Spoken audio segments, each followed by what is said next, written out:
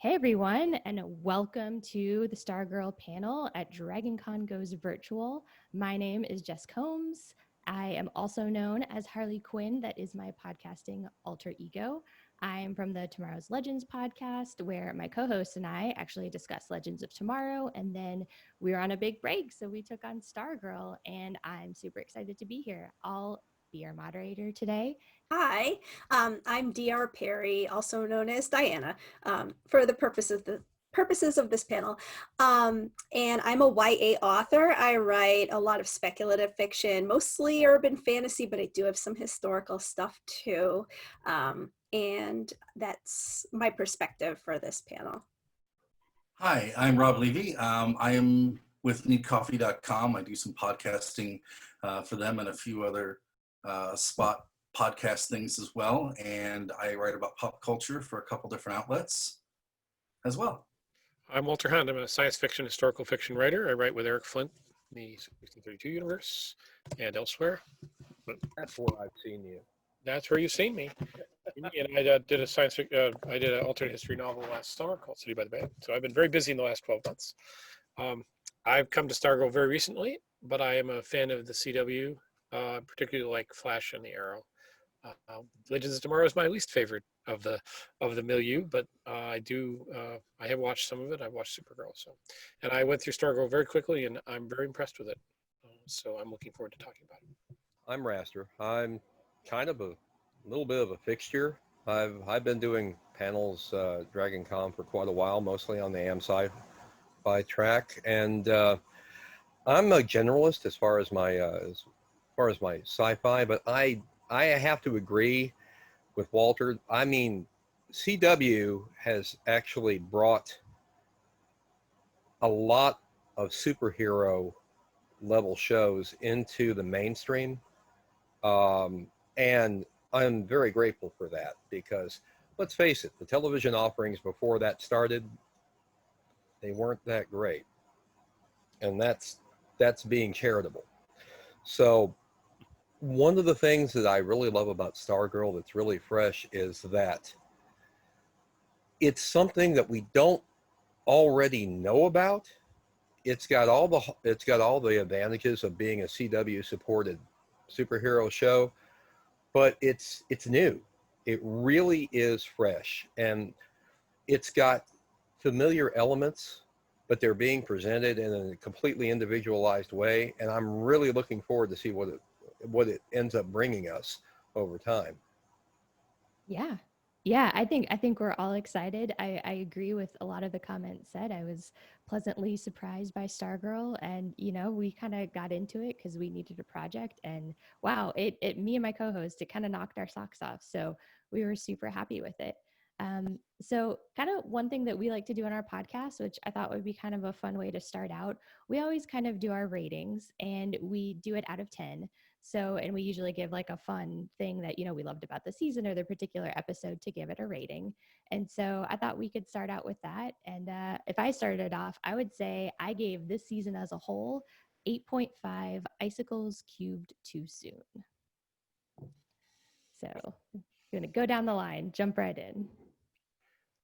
Somewhere 7 or 8. I think it's very good, but I'm looking forward to them stepping it up. Okay. Yes. Diana. Oh, I have to agree with Jess because 8.5, I'm like leaning towards 9, but I think I'm gonna sort of reserve judgment on that until I see what they do with season 2. It really just, when you said it knocked your socks off, it knocked my Converse off. That's like a big deal. The socks and the Converse went flying, so I liked it. Very nice. All right. Rob, why don't you jump in real quick? So I gave it about a 7 or 7.5 as well. There's things about it I really loved, and there's some things by it that I'm very intrigued with. There's nothing I really overtly disliked about it, which is great, but I'm kind of intrigued about where they're going, and I'm just sort of curious about some of these characters that we're just sort of seeing kind of percolating under the surface that I think are going to get bigger. So I'm kind of interested to see where that goes. Great. Raster? So I'm going to give this a solid 8, and the reason is unfortunately, because it's a CW show, nobody ever communicates with each other, ever. Nobody shares any information they have, and that's kind of a malady that we see all across the CW verse. I mean, whether it's Supernatural or any of the genre shows, they just don't talk to each other, and so that gave me some frustration, a little bit of heartburn as I watched them, and I know that they can't share everything, otherwise there's no story to tell. But I would like to see going forward. I would like to see them actually being a locking in and actually treating each other like teammates. They're Mhm. teenagers, to be fair. I mean, Holy, yes, absolutely. you, But there were adults there that suffered from the Mhm. exact same oh, thing. fair enough, sure. Pat, excuse me. I Yeah. need some tea. All right. Well, let's see. So let's kind of dig in. We've touched on this a little bit, the CW, and so the news broke probably about what, halfway through the season, that Stargirl would officially be moving to CW as a CW exclusive. We recently learned that the DC Universe is paring down their streaming service, and that is why that Stargirl is moving over to the CW. Now, I read a story because when this news first broke, I will say a lot of us were extremely nervous. CW usually means lower budgets. CW usually means CW classic writing, and so Stargirl had been so much better, kind of like a cut above like our typical CW shows, that we were a little worried that it would kind of knock it down, the move. But I recently read an interview with Jeff Johns and learned that both the creative and VFX teams will be moving. So how did you guys originally feel about the announce of the move to the CW, and do you feel a little bit better knowing that creative and VFX will be retained? Well, there's a chance that they could, CW the heck out of it. Exactly, still that chance. We don't know I'm what's coming up, though. okay. I mean, as far as broadcasting in general, right now, I mean, in the last 2 weeks, we've seen so many changes across all sorts of all the networks that everyone's having a scramble because we're basically operating on quicksand all across broadcasting. So I took it with a grain of salt, knowing that yes, it's going to be more CW controlled, but honestly, CW actually has proven that they can do quality stuff. I mean, the production values of Supernatural, Well, uh, yeah, fair enough. yeah, That's cool. prove that. But there's a tendency to here's an example. In Flash, Supergirl, and Arrow, which are the ones that I've actually watched extensively, there are from time to time things which can generally be categorized as cringeworthy. It's Hmm. like you watch it and you go, let's move on to the next scene, right? I didn't really encounter anything, and I expected to. I expected this to be, oh, we're going to do some teen angst thing, and there are of It course felt pure. It but felt like wholesome, and that was a big but difference. there were actual stakes, and then even and in high stakes, I mean they killed people. They killed the magician guy. I They mean, killed children. he Mhm. dies he dies abruptly, and from a plot point of view, really unnecessarily. I didn't expect that. I expected him to be saved at the last minute, or wind up in the hospital. No, he's dead. I mean, There was another death too. Hmm. yeah, Henry, yeah. right? Yeah. And I The mean that, father kills him. I mean, so, you expect right. you actually expected him when he shows up, and when the disguise happens late in the, what is it, 12th or 13th episode. Yes. You think, wow, did he actually survive that? And then no. They got me pumping my fist, and then I had to rescind it. I was like, Mhm. I stood up and my husband was like, whoa. And I'm like, I told you he wasn't dead. And then my husband's like, sit back down. And I'm like, oh, he's dead. Yeah. That was, yeah, and she's and the girl, the cat girl sees Yolanda. she Yeah. sees through it. Yeah, and another example, when she makes her emotional appeal to her family to move on, you expect them to go, yeah, and they don't. They No. don't. Nope. It runs against type Mhm. for the kind of series we're watching. I They think don't forgive her. I think they were trying to prove that there is true evil existing in this setting. We've got a icicle who is crazy enough to just kill a man's child and then kill him when he says, "What happened?" Um, uh, Yeah, I he kills saw the early hints of that when Icicle's wife, her last words to him were not this, "Oh, no." She's like, "No, honey, go be evil, take over the world, force this on everyone. Let's do this." It really felt like a knife to the gut when Barbara appealed to him at the end and said, "Your wife wouldn't have wanted this." And I was just like, "Oh, that is BS, Barbara. What are Yeah, you thinking?" She I didn't know. Like, know. She didn't know that. He's no, not like no, he she shared the didn't. fact that she was a supervillainess with him, Mhm. and Hmm. alongside him and fully supporting everything he did. So I think they did it for shock value, but also to cement in that it's serious. This is not going to be a fluff show where everybody comes out okay in the end. That's Nobody has a change of heart, right? No right. evil guy has a change of heart. Yeah. They're all nasty. The Dr. Ito is nasty, and Icicle is nasty, and they're all nasty. They're Mhm. legitimately evil. Brainwave is nasty. Kills his son. Kills his wife. Yeah. Hmm. The weird thing was that when they analyzed what they were about to do to the population, their only drawback was, yeah, but it could kill some people. And I'm like, what? Yeah. No, these are all good goals. I'm like, wait, hold it. You mean their master evil plan is to make people environmentally and racially just? Is that so? Yeah, but it could kill people. That's your objection?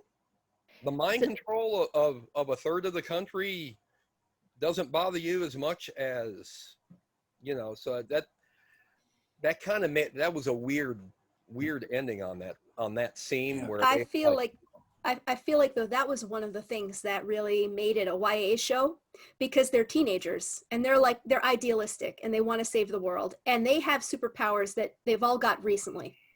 So they're like, "Oh, this is great. It's going to save the world." And then they're like, "Oh, people are going to die." No.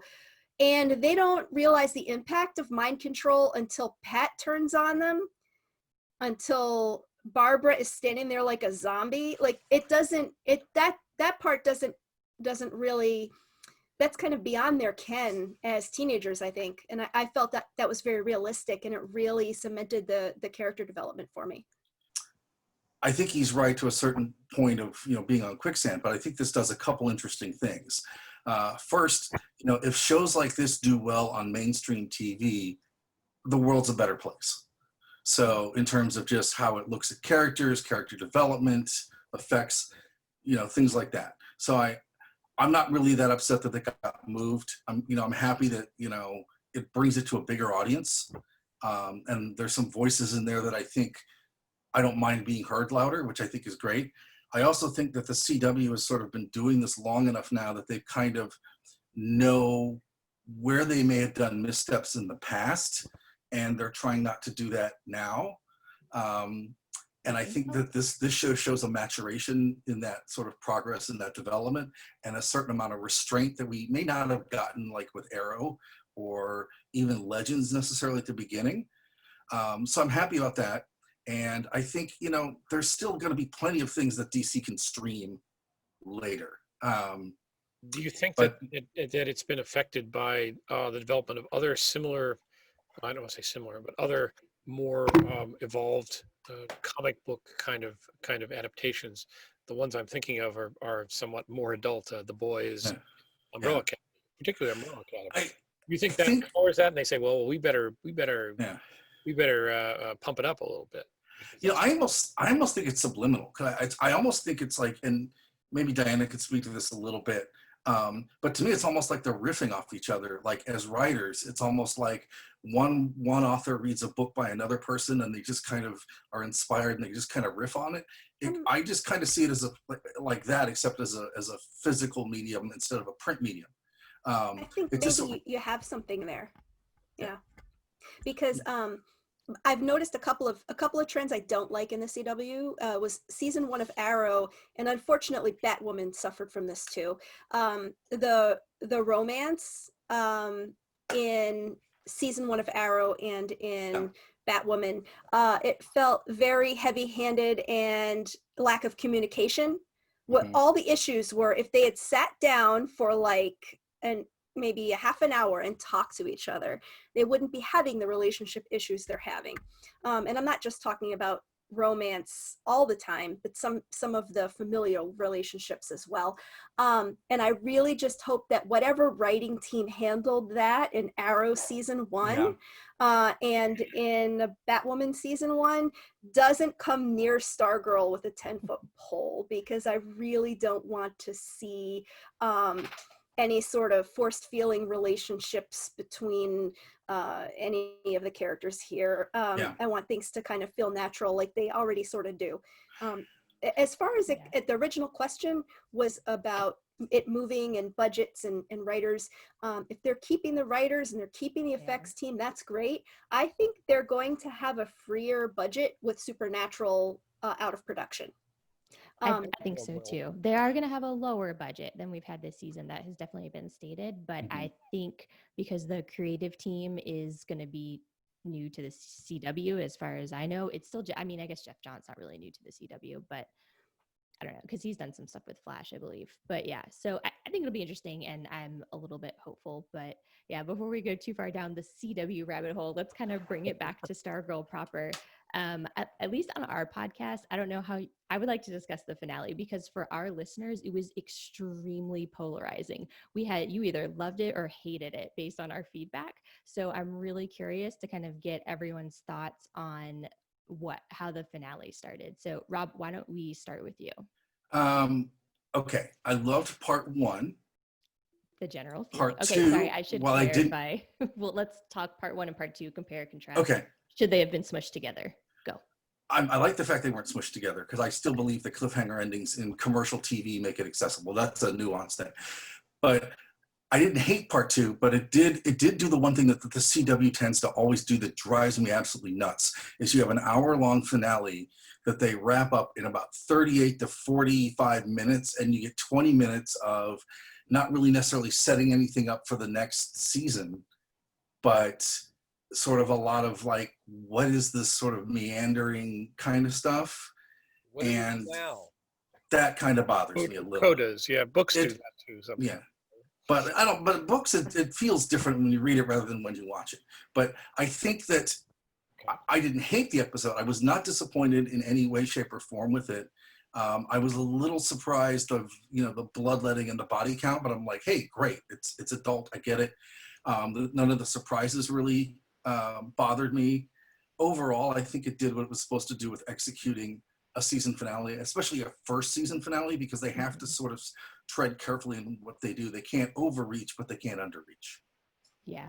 All right. Diana, why don't you weigh in next? Okay. So the finale, as far as it being 2 parts goes, I watched it as it was released on streaming. So I had, time between part 1 and part 2 for part 1 to kind of percolate in my head.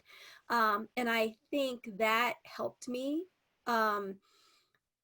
It's weird because watching it all in a row should feel like it's more contiguous and that I'm more connected to both parts.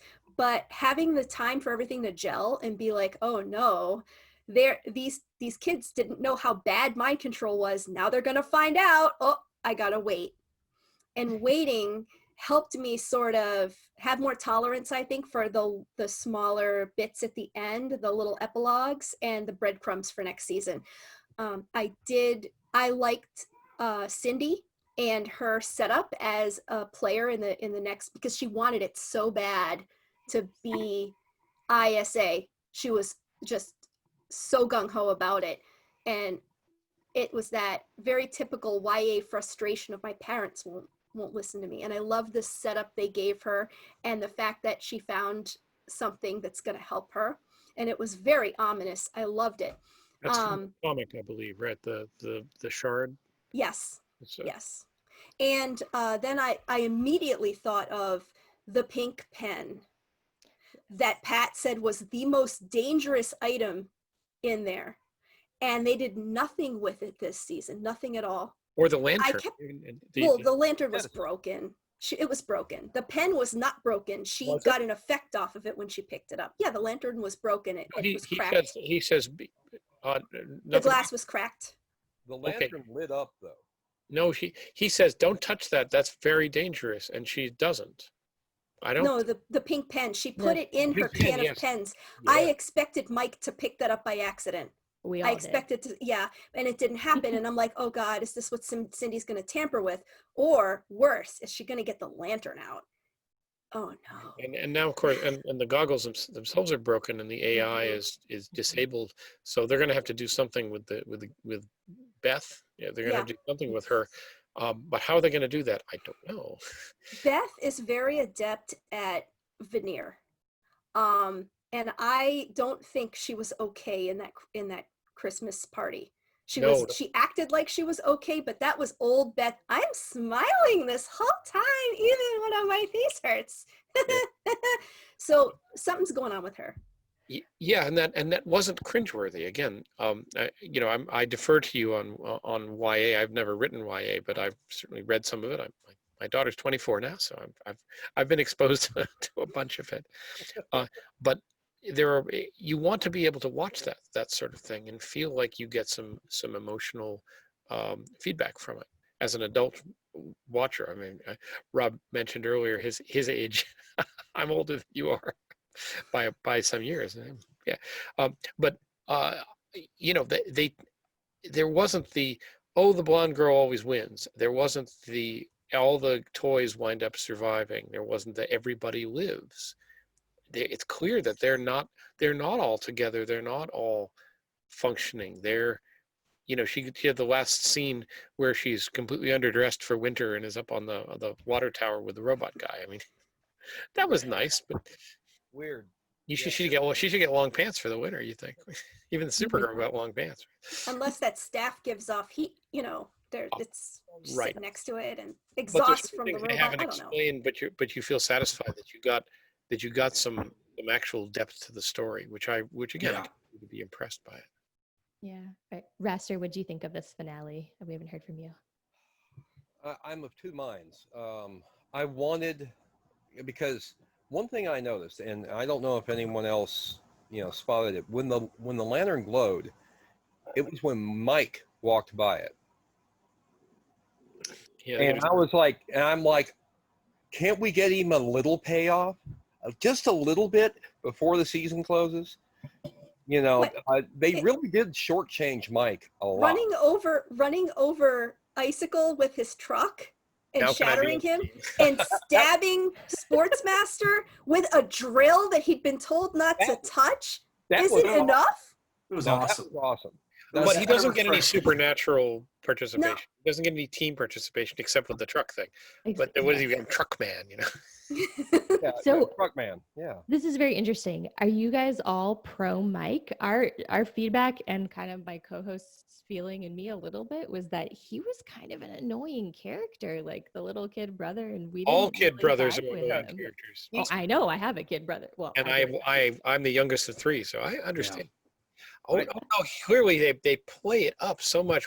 I like the scene that reminds me the most about what a jerk he can be is Mike, have you eaten? And he holds up the empty bag of Doritos. He says, did you feed the dog? Hold up the empty bag of Doritos. The dog comes in and has cheese orange. Cheeto face. Yeah.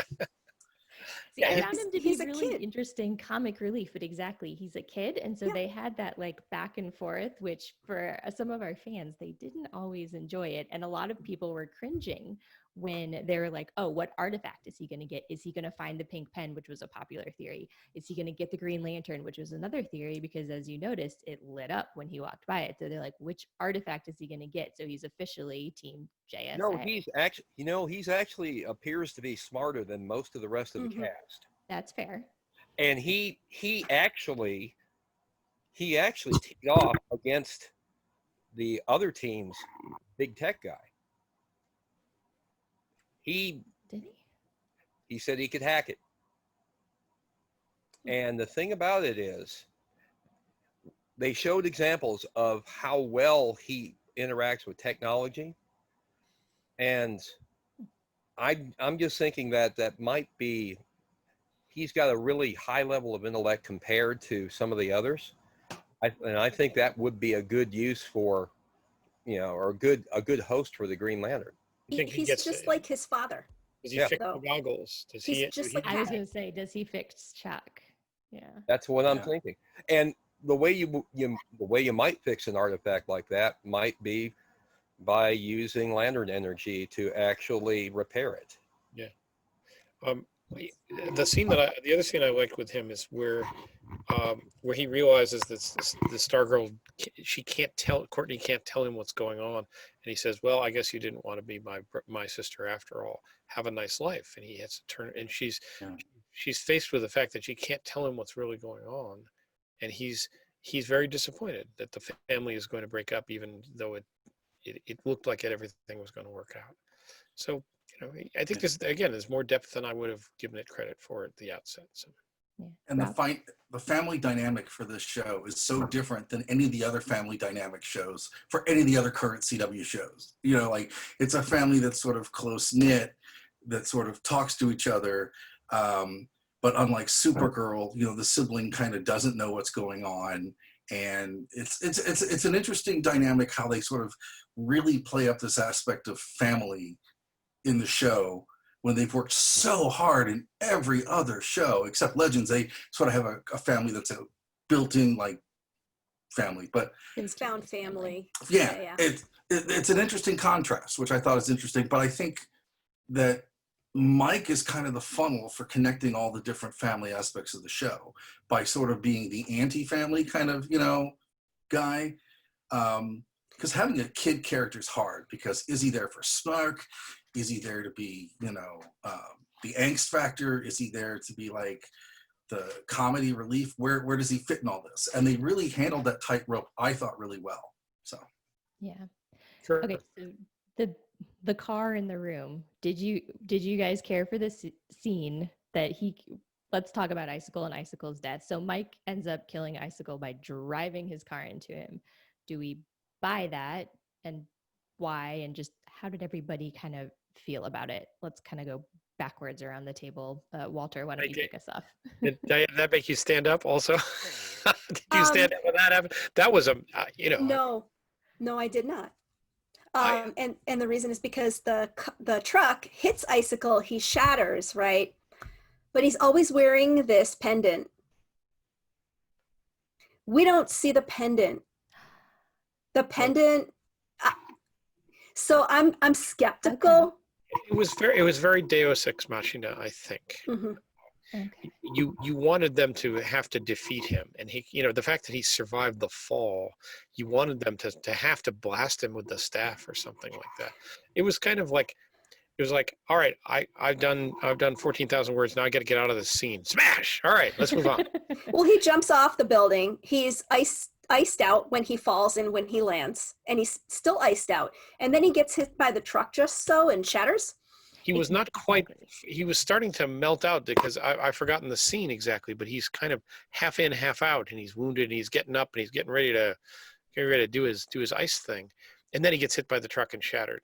They just happy to see something mundane just knock the living hell out of him, because he took direct hits from the staff, he took punches from the super strength, and he bounced a whole lot of that. He was a very powerful super being. It was really cool to see that old Chevy just beat the living hell out of him in one hit. Does it remind you of how Damien Dark is defeated in Arrow? Yeah. He's pretty invulnerable, and then he gets beat, but he doesn't get beat by the powers. He gets beat by something else. Shanked. Yeah, That's true. That's a good comparison. Right. Rob, Diana, any other specific thoughts on Icicle? I think that if you're a mastermind like Icicle, who has this business background and this acumen and things that are going on, you sort of always have a fallback. And I'm sure that he probably realized at some point, I'm really bad at heights. So I'm almost thinking with the pendant theory that maybe when he shatters, does he come back together? Yeah, I don't know, but I can't see them getting rid of it. Even with sort of the new sort of new villains, I can't really see them completely writing all of them out. Well, Um, he has evil parents and he has a kid. mhm. Oh, and Yeah. they're nasty. Yes. The parents are Yeah. awful. They They're are. horrible. Wow. I Yeah. love hating them so much. It's awesome. And the, It's like, yeah. the simple technology to record what they're saying and then using the phone to translate. And Pat goes, I wouldn't have thought of that. Yeah, it's because you drive a car from the 50s, pal. You know, you're still Yeah. using rotary phones. Yeah, they're sort of like this Fritz Lang villain kind of thing. But I really I was actually like, oh wow! I'm like, wait a minute, did he just? So I had to go back and watch it because I didn't see it coming. It jarred me a little bit. I don't mind it. I mean, it's they're good. They clearly have a plan, but I don't necessarily think. I think because that particular actor was So good. so Oh, good, but also so well received by fans. Yes. And so out on the promo junket tour, because sometimes you can tell where somebody is in the show, but just by how many press junkets they're at. I almost think that we may not see him early in season 2. He might be like the mid-season reveal, or we could see him later in 3, or the man behind the curtain. I'm not necessarily completely buying that a guy who's that smart is going to let himself get hit by a car. I mean, I would love it if that's how it ended. It's like, you're so dumb, you got hit by a car. It would be awesome, but at the same time, I just can't see it necessarily happening. That doesn't ruin the enjoyment of the episode or the show for me, though. And I think Mike's particular tropes that he hits as the lone MG character in the YA piece. He is all these things, this comic relief, this boy genius, this guy who's like the instability in the family that's trying to coalesce. He to come out and have his moment, he's not ready. He hasn't gone through a hero's journey in this season.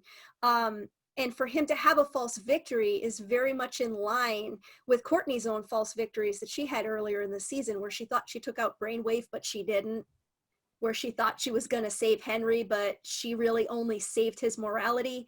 It falls in line with a lot. And I think Mike has a much longer and more involved sort of journey and story. And I don't think Icicle is gone for good.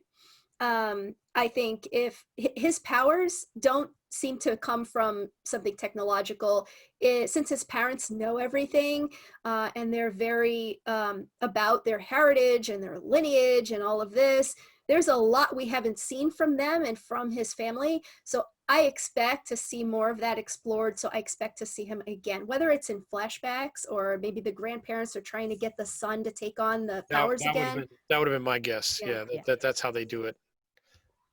Rester. You know, it seems to me that the character of Icicle shares a lot with Lex Luthor. He has a whole corporation to back him up and a whole lot of financial resources. And I doubt that he is bereft of scientific resources as well. So he may hang out for half a season getting, laying in a pod with somebody putting him back together, remembering that stupid kid with his stupid pickup, I'm going to get that little bit. Right? Right? The last thing he saw was that maniacal little look on that in that kid's eyes as he ran him down. Hmm. Mhm. So, I think there may be some payoff coming later.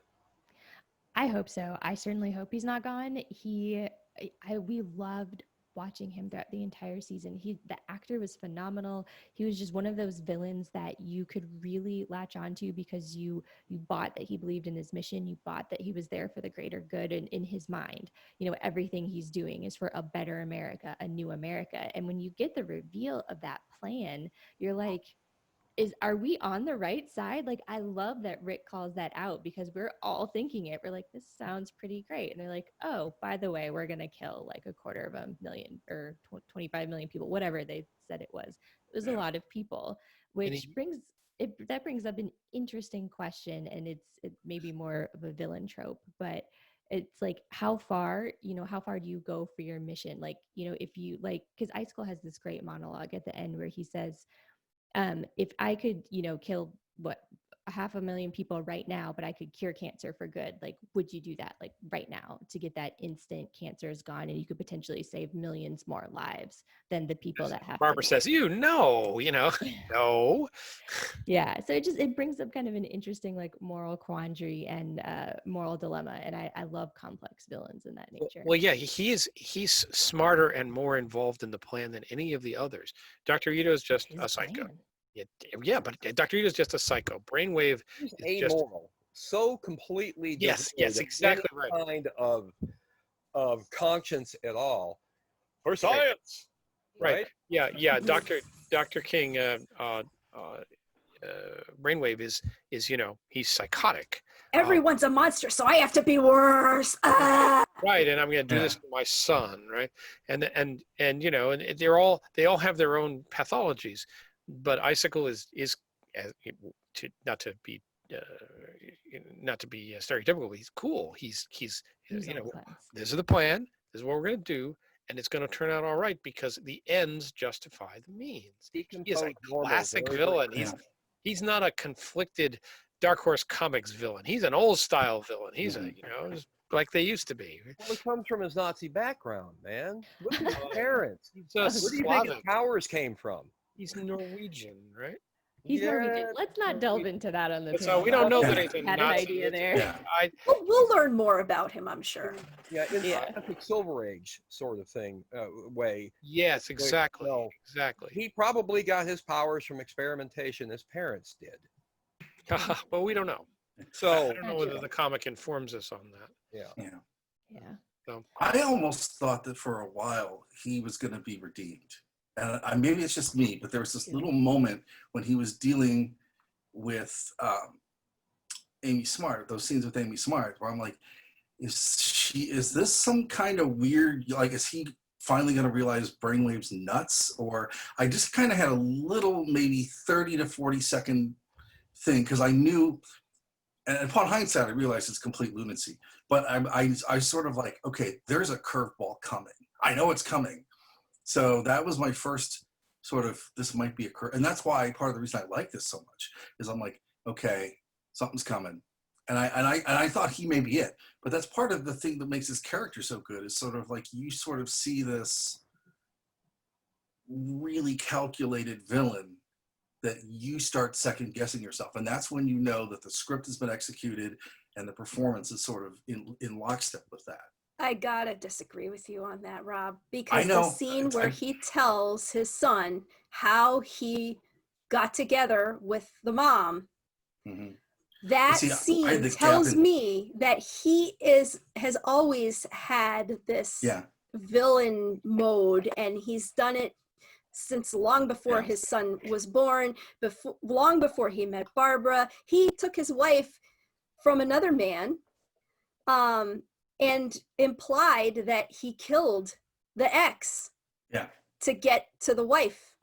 And that's not someone who's going to make a face. And that's kind of what I thought. But at the same time, it's like this show is doing so many different things in the CW.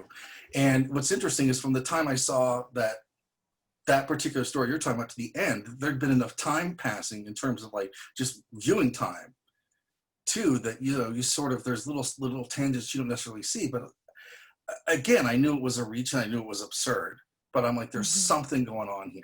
So that's kind of what I thought, is this guy eventually just going to be, you can't have parents like that forever and like be happy about it. No. So, well, Barbara doesn't redeem him, but she also doesn't have the detectival power. She doesn't get what a nasty fellow he is until she sees it for herself. Yeah, that's bad. It's like, I don't like you. Yeah. But I don't know why.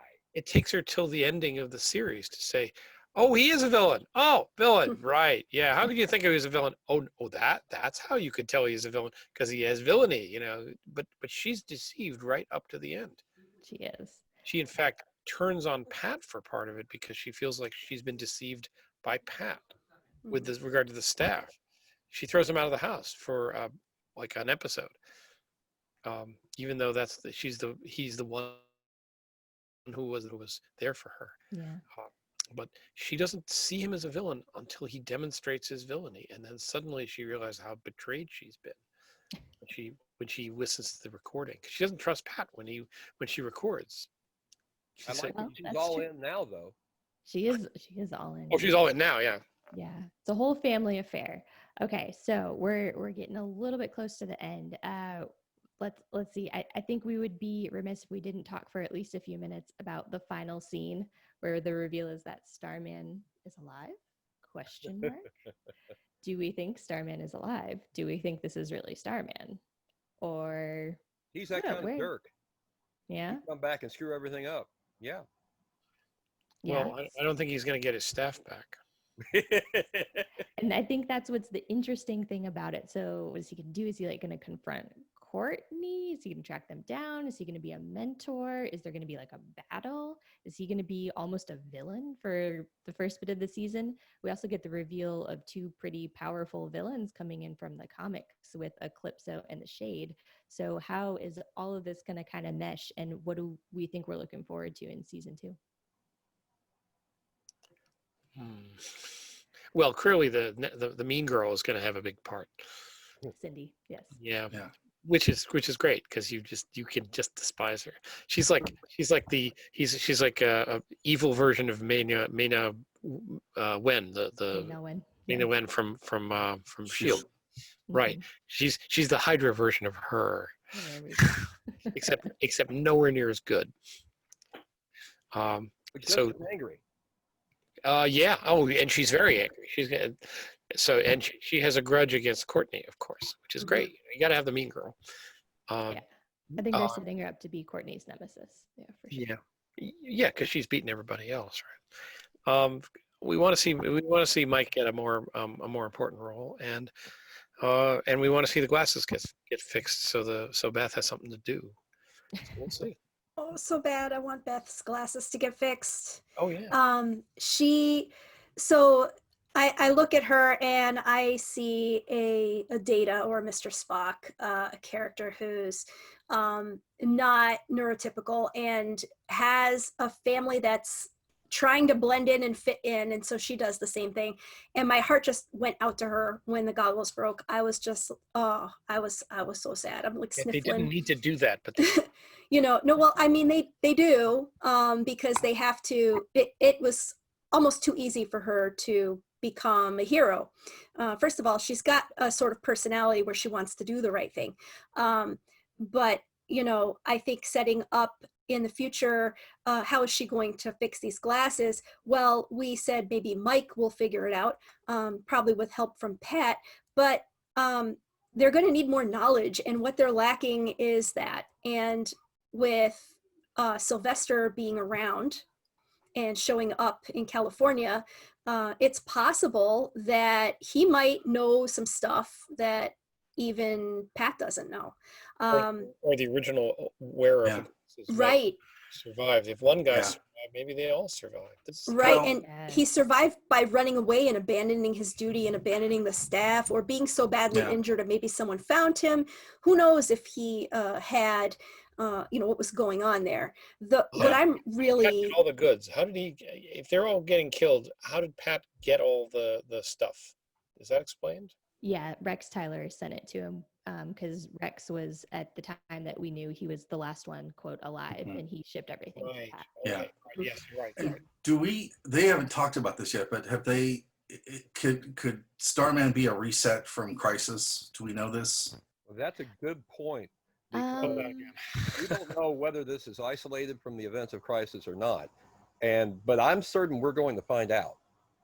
I think we might have a guess because at the end of Crisis, when all of the Earths were resolidified, we did see Stargirl as Earth 2 post-Crisis. Yeah. So I think we're pretty well established. We're in a post-Crisis world. Okay. So I don't Yeah. think Crisis will have affected it, but I think whatever did affect it is a very fascinating question and makes me wonder, can other members still be alive? For sure. Hey, can I get a shout out for the guy with the tuba? yes.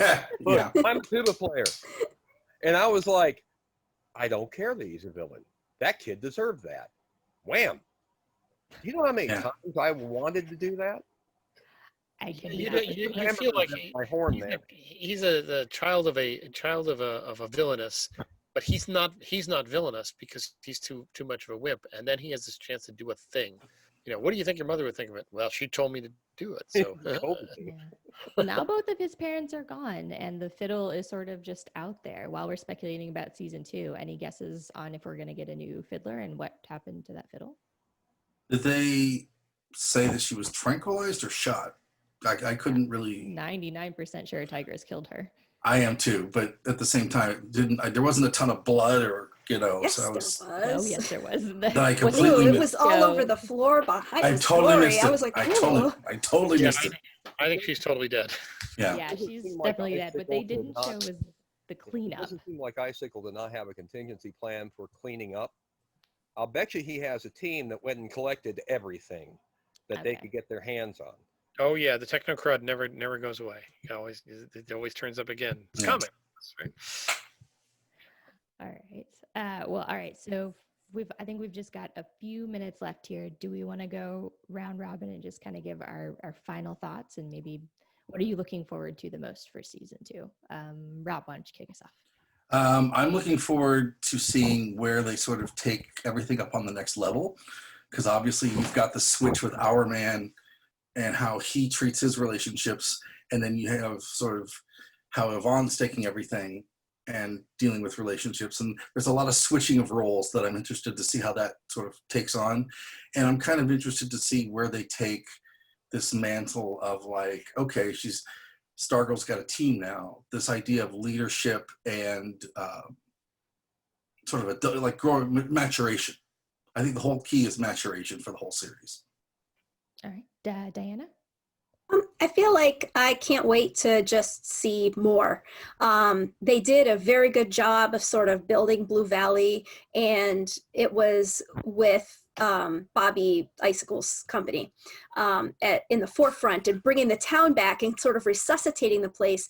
And where do they go from here? This guy's company had crazy satellite dishes under the high school football field that got trashed by superheroes. So everybody has got to be wondering, what now? So I kind of want to see where Blue Valley goes, and sometimes a setting almost becomes a character itself. And Blue Valley has that potential if they kind of go the right direction with it, and they have the town as a whole sort of cope with this and deal with this outside of the sphere of superheroes and vigilantes. You have to wonder also, what do the local authorities think of somebody flying around on a staff and somebody else clawing stuff and another person punching holes in cars? Like, you got to wonder, Yeah. how are the local authorities going to react to that? What's the impact in the locale? Yeah. Walter, real quick. I'm looking forward to just seeing where everything goes. I'm glad there hasn't been any puerile teenage pawing. There's no love interest. They didn't throw Our Man and Stargirl together, which I feared. So very little cringeworthy in the first season. Let's not have very much cringeworthy in the second season. And Raster, go ahead and wrap us up. So first off, I want to see the renewal for season 3 roll out early. Speaking of looking forward, I want to see more of this strange little town and indeed this strange world where it seems to be a mixture of the 1940s and 50s with the 80s and possibly the early 90s, because that town is all over the place. And I want to see what the rest of the world's reaction is, because somebody up high had to have noticed all that stuff that went on. Governmental agencies, etc. We may end up with a sort of a shield situation, Yeah. where they come in and they're like, "What did you do?" Well, I think it'll definitely be interesting to see where we go for season 2. All right, everyone, thank you so much for joining us for the Stargirl panel. We are all finished for this year's discussion. And be sure to check out all the other panels that we have going on the American Science Fiction Fantasy Media track. Yay, thanks everybody.